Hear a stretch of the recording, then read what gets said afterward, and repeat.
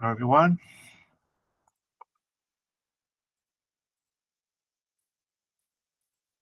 Okay.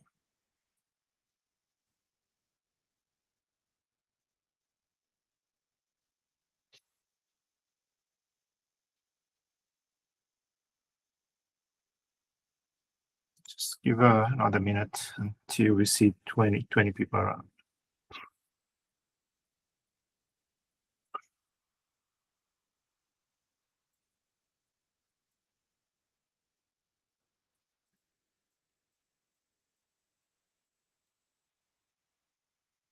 Okay, I think guys, we're good to go. Pete, as usual, if you can kick us off.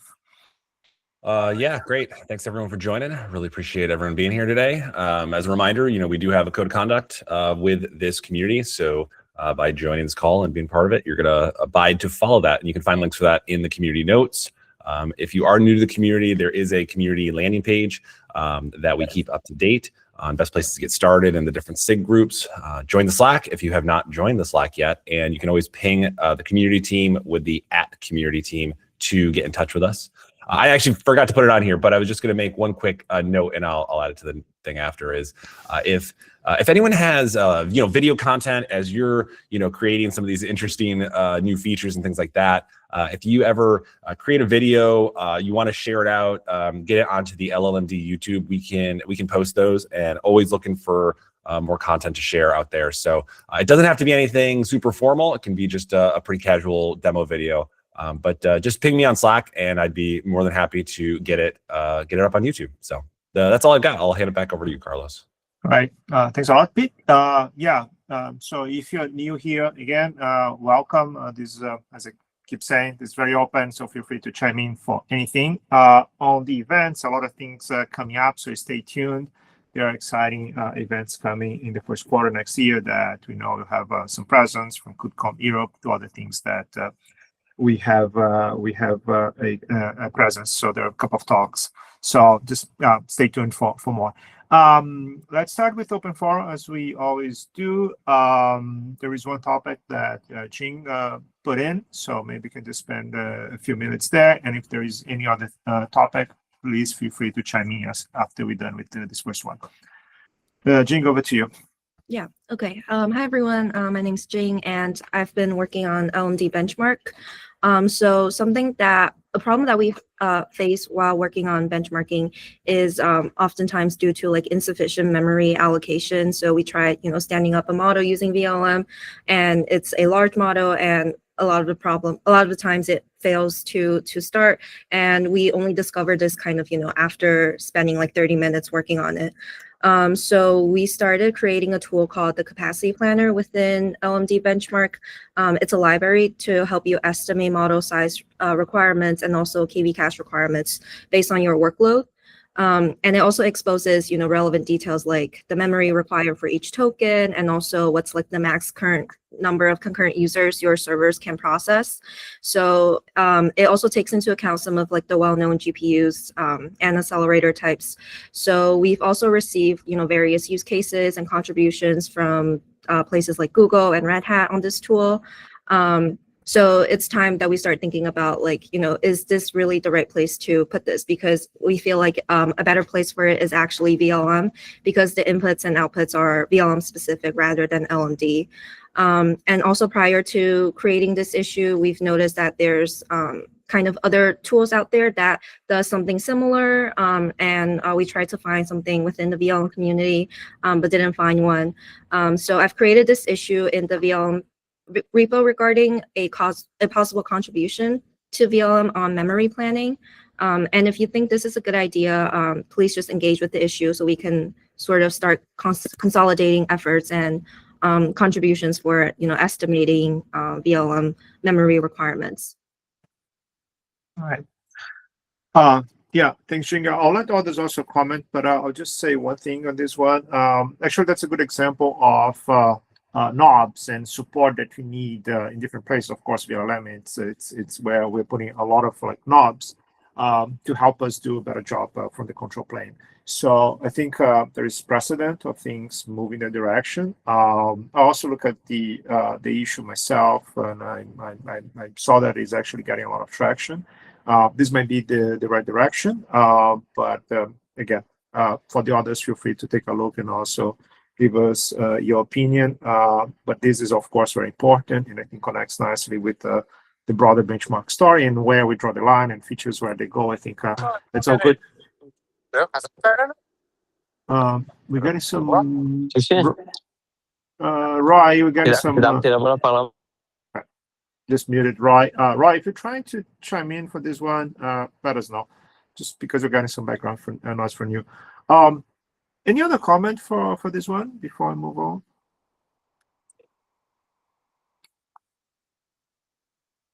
Okay, very good.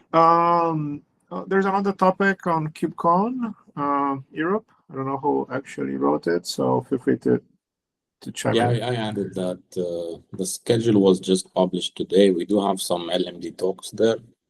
Maybe we can prepare a list like last time. Yeah, thanks, bro. I saw some of the acceptance emails floating. It feels like we have a few. So again, kudos to the whole team, only growing the presence. So yes, I agree. Let's just compile and then share with the community here probably next time. But again, it's nice to see that once again we're getting a lot of these talks in. And one thing that I'll mention. Most of these talks, they're always joint talks, right? So this is not coming from only IBM or Red Hat or like any of the players. We are seeing more and more this truly, I don't know, shared type of work. So that's good to see. Okay. Anything else for Open Forum? All right. So let's do the SIG updates as we usually do. Again, in the spirit of breadth first, just go across everything. You guys know that details are always happening in the SIG meetings.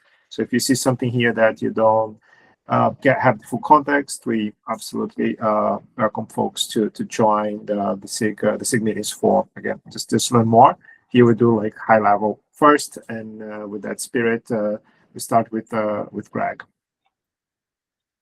Yeah, I think we've already kind of discussed this, but we've kicked off an integration with the benchmarking SIG, where we want to kind of integrate directly into all the paths, and seeing that like Kustomize wasn't necessarily blocking that, at least in our initial discovery.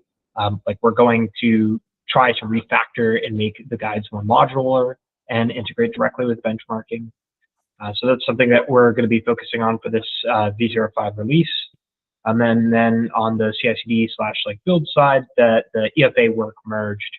So now we have like first class support for Amazon acceleration in the CUDA image, and we could get rid of like the outstanding GKE and AWS images. That's it for me. Okay, great. The whole customized discussion, if you anyone here has opinion, concern, or anything like that, please do chime in the installation forum. We all feel like this is the right direction, and but I know that sometimes Helm versus Kustomize might be like different camps. Again, if there's any concern, of course, feel free to chime in here or in this installation channel. But just so you guys know, this is I wouldn't say like a big shift, but we are really putting like stake on the ground, the directions for this. We're just trying to simplify things. Okay. All right. Any comment, questions for this one? All right. Inference scheduler, Neely. Yes, so we started working on the milestones for V05, the multi-model multi-support via config map. Again, we have this support, but just making it easier to configure this in llm-d. As we said, also looking at the disaggregated prefill, cleaning the code there, doing some benchmarking. We'll write a well-lit path for that. The autoscaler scale to it from 0. So the team there is adding the support through the flow control in GIE. So first PR is already merged. and some integration and necessity. We're looking at that as well, extending the integration test. As for DP-aware scheduling support, it is already implemented. We are now in the testing for real VLLM. Istio supports it in 1.28.1, but need to be aware that when upgrading Istio to this, it will have some impact on the user since the inference pool v1 alpha 2 is no longer supported. So the user needs to be aware of that. There is a PR to update the documentation in llm-d. I know that Greg, you are aware, Shmuel updated you. It needs some validation on a real cluster. Again, this is to support the DP-aware scheduling with the inference pool multi-port support.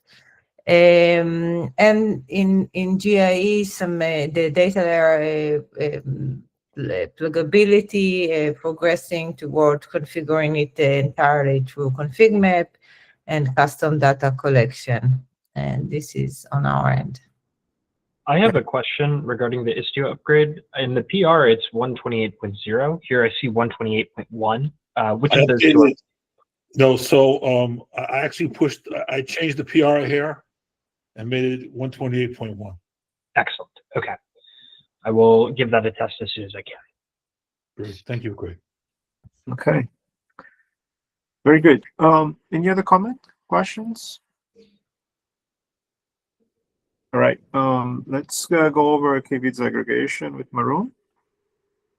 Yeah, a few updates also on the progressing on the V05 milestones. A quick reminder, or to start with, we did execute the rename of the repository, so now it's llm-d KV cache.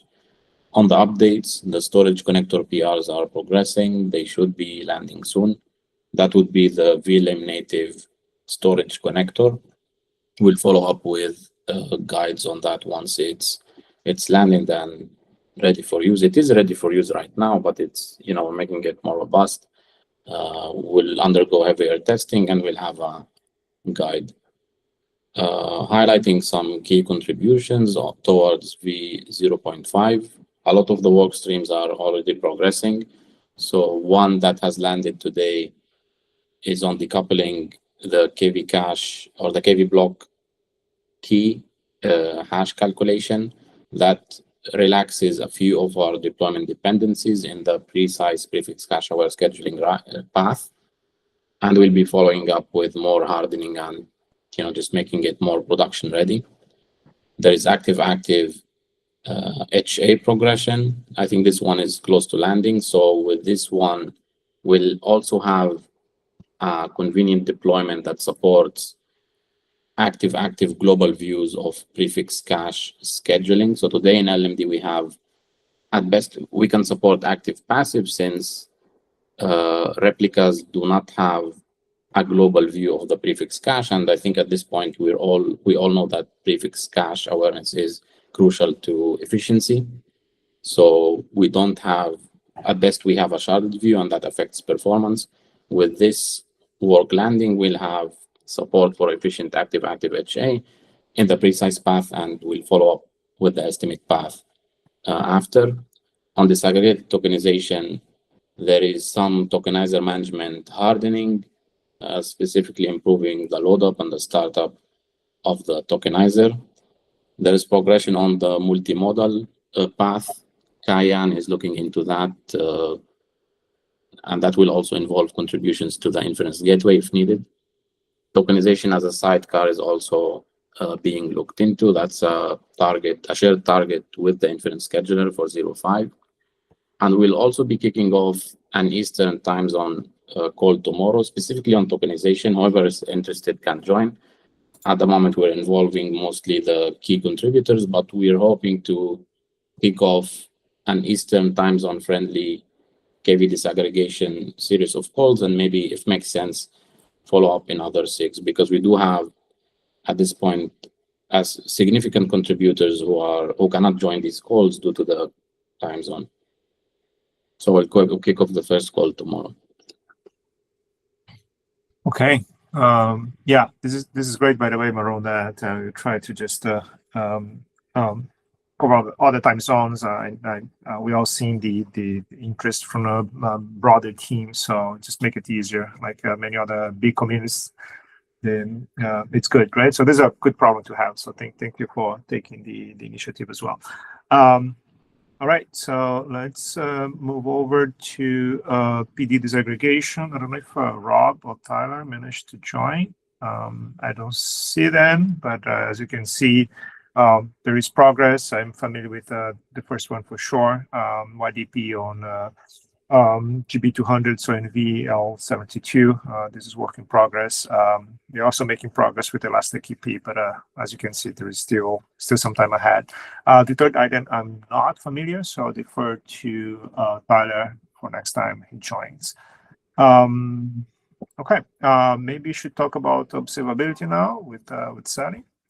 Actually, yeah, the EPLB performance optimizations, I think those fall into what we're talking about with observability. Okay. Yeah, so I was following a few Slack conversations where I noticed there some missing metrics could help with their optimization goals. And so a few of us did that and came up with some working branches, Mark McLaughlin and Mark created this incredible doc that will be turned into RFCs and VLLM for these are the main areas that we determined. So please, yeah, take a look at the doc, but it's going to be converted into issues. So I am not going to pretend to be able to really thoughtfully describe these without Rob or Tyler here. So you can read. And then 0.5 observability goals. I am not aware of where the 0.5 goals are in general. If someone could put that link in the doc so that, yeah, I need to get with somebody to have some of our goals set for 0.5. Yeah. Thanks, Sally. Yeah, on the getting the list, and I'll put the list in a second. Yeah, so it looks like this is progressing really well. This is absolutely no need to say super important, especially if you're deploying in the field. So I'll definitely think that we should have this in 0.5. It's ready. So I can work with you to make sure that we add this as one of the target feature items. Okay. Great. And I just wanted to mention that the Slack conversations of people talking about things like this that's really useful. And if anything that you know could be solved with more observability or metrics or traces, just add it to the SIG observability channel too. That's good. Okay, let's move over to Auriscaling. Hello, I hope you can hear me. Yeah, so we're making progress on release 0.5. For that release, we have multiple items. So we are trying to cut the monolithic reconciler and make it more modular, so that we can plug in various data sources and various optimizers. So that work is happening. There's another work on the data sources part where we are doing plugin based mechanism to get metrics either from Prometheus or directly scrape metrics from VLLM pod that could be needed for different analytics. And also we are trying to support better support multiple variant autoscaling for the same base model in the code.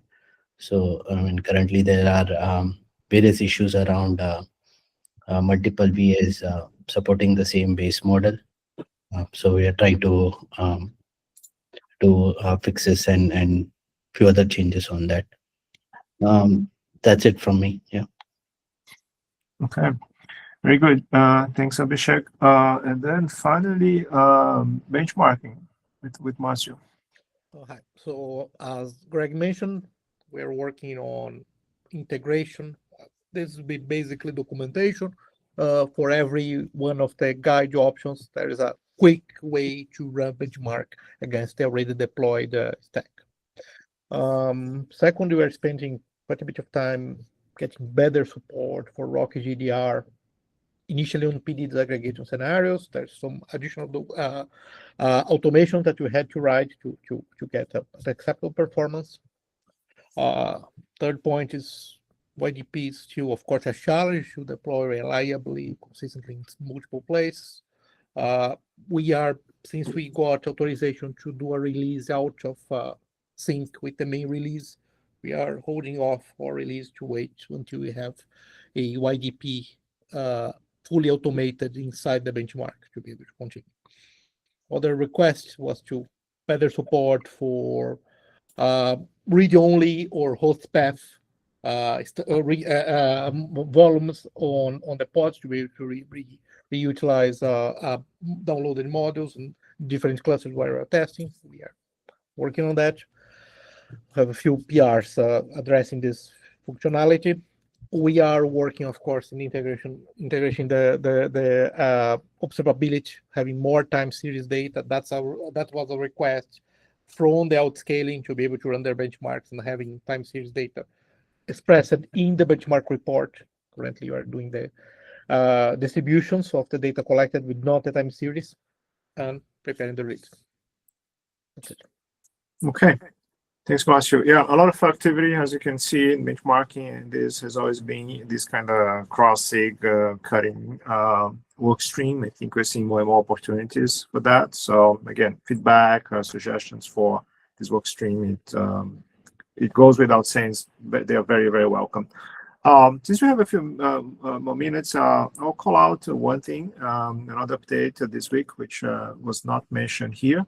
As you guys know, the networking stack is, let's see, always it's very complicated stack because it involves at least 2 or 3 components from NIXL to UCX to NVMe, all of that, right? And we all know that this whole stack is maturing and a lot of things popping up. One source of issues and sometimes frustration is just having these things to play along nicely. There is a very nice update this week, which is a new backend for NIXL with the help from NVIDIA folks and Praveen on our side. The UCCL library has been merged as a backend for NIXL.